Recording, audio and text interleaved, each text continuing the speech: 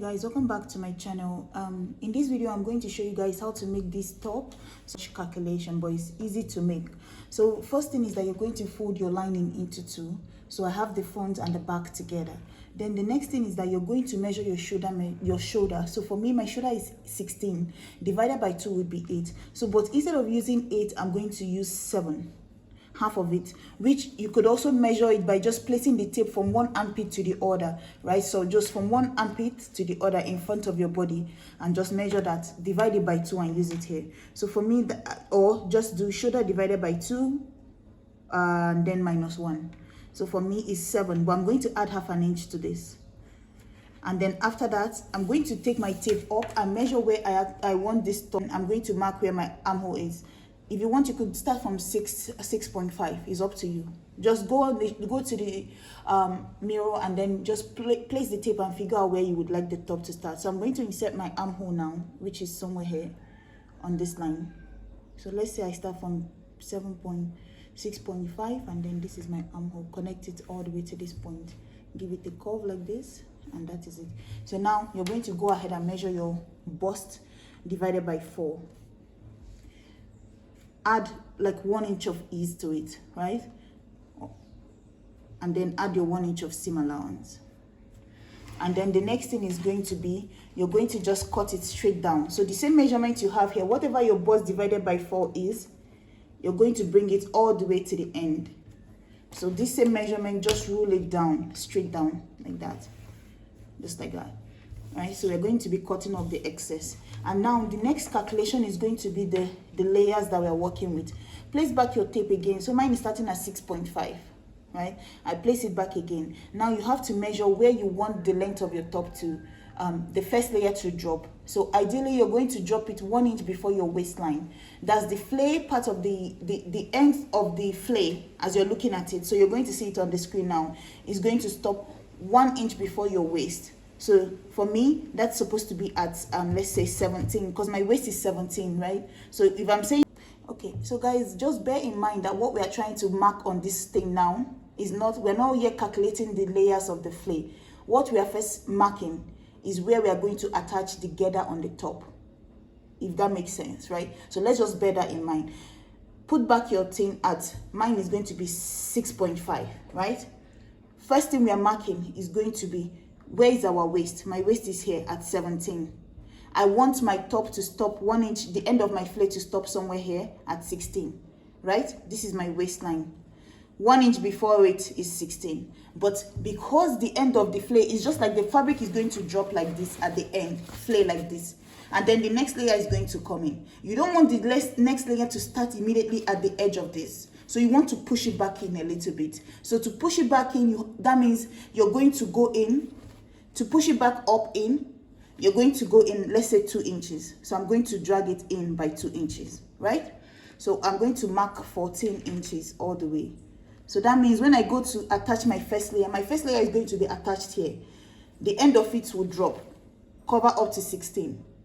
But my second layer now is going to be attached in here, and then the end of it is going to flow out. The third layer will be attached somewhere in here, and then the end layer will flow out. You understand? So now let's just first rule this line. So we are ruling this line at 14 inches here, right? This is done. The next layer, so first layer, second layer, the third layer now, I want my third layer to, the end of my flay, I want it to be at 22. So that means I'm going to go up again 2 inches, 20.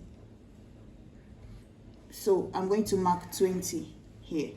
So this is where, so you're going to go 2 inches inside.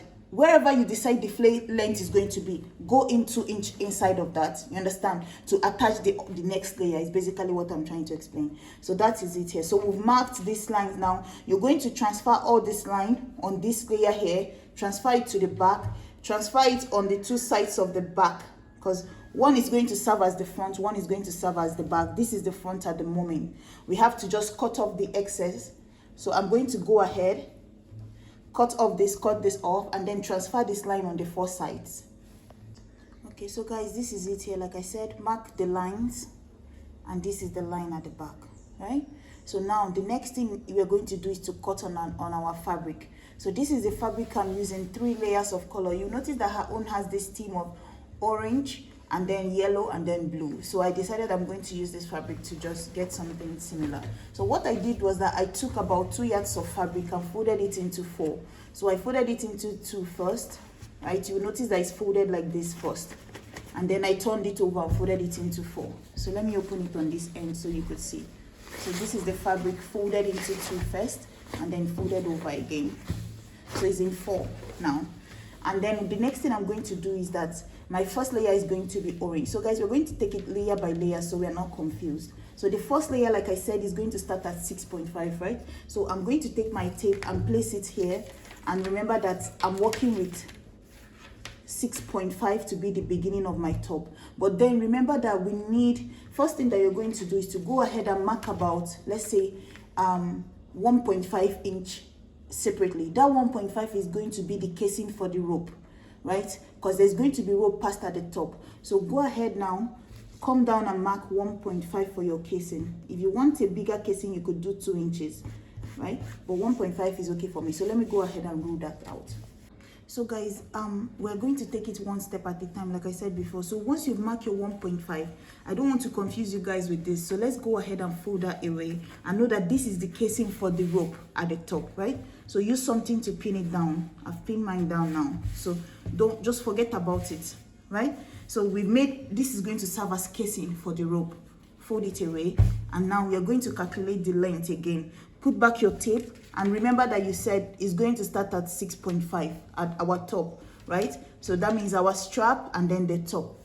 So we said to stop it 1 inch. The flay is what we are calculating now. So our flay is going to stop 1 inch before our waist. My waist is 17, so your waist can be 18. Mine is 17, so that means my top is going to stop at 16. But I added this 1 inch just to be able to hem the bottom of the flay. You understand? So now I marked it already as a straight line. So let me go ahead and cut it off, and then I know I have my first layer. So guys, like I said, my fabric is already folded into 4. Let me remove this casing for the elastic for the rope so that I don't confuse you guys. So now that I've cut this out, this was folded before, right? It was folded before. But what I want to do now is to split open the side. Remember I told you it's the fabric that was folded into 2 and then folded over again. So let's split open this now, like this. So let me cut it open. And then the next thing we're going to do is that we want to take this here, and then we are going to go ahead and cut the edge.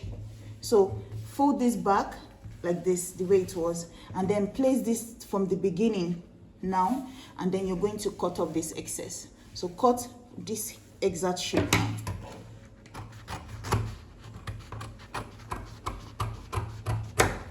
Right? So that is what we have. So now one piece is going to be for the front, one piece is going to be for the back. So I'm going to take it the way it is now. Notch it so you know that this is the center front. Sorry. So you're going to go ahead, notch this here, notch the back one as well. Notch the beginning of your lining so that you know that you're going to just take one piece, separate it into 2. Take one piece like this.